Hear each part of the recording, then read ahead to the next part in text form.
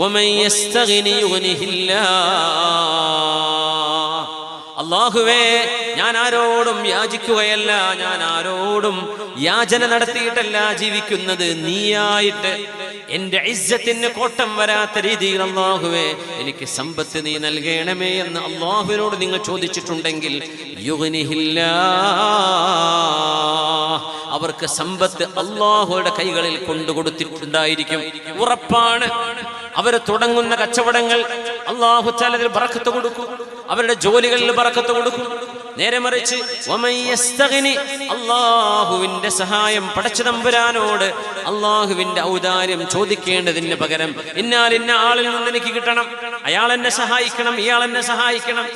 ഒരു വ്യക്തിയെ നിങ്ങൾ റബ്ബിന്റെ സ്ഥാനത്ത് റബ്ബിന്റെ നിഅമത്ത് പ്രതീക്ഷിക്കുന്നതിന് പകരം ഒരു പടപ്പിന്റെ, ഒരു സൃഷ്ടിയുടെ ഔദാര്യമാണ് നിങ്ങൾ പ്രതീക്ഷിക്കുന്നതെങ്കിൽ അല്ലാഹു നിങ്ങളുടെ കൺമുമ്പിൽ ദില്ലത്തും നിന്ദ്യതയും ദാരിദ്ര്യവും നിങ്ങളുടെ കൺമുമ്പിൽ അല്ലാഹു കൊണ്ടുതരും.